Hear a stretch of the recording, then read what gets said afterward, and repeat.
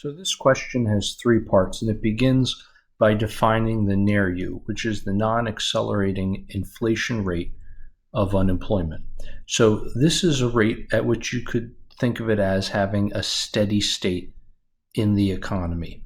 So unemployment is at a point at which inflation is not accelerating.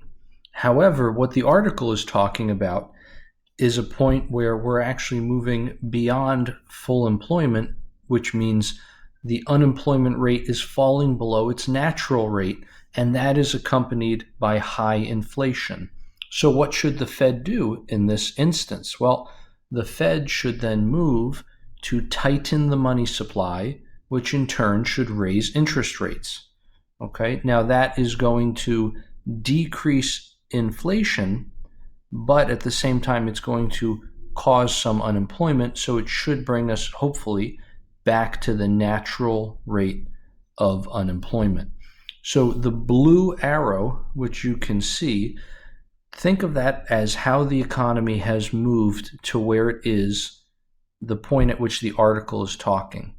So the economy has less and less unemployment, but more and more inflation. What the Fed should do again is raise interest rates, and then we'll move back in the reverse direction of that blue arrow. If the Fed were to do nothing, then we would move from that lower Phillips curve. If you look at the red arrow, we're going to move up to the higher Phillips curve. The reason for that is because if the Fed does nothing, then we obviously are going to have more inflation, but people will now expect the Fed in the future to do nothing.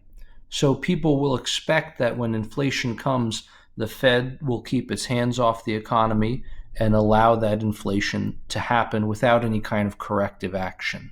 So in the final part of this question, we see the Phillips curve moving up vertically.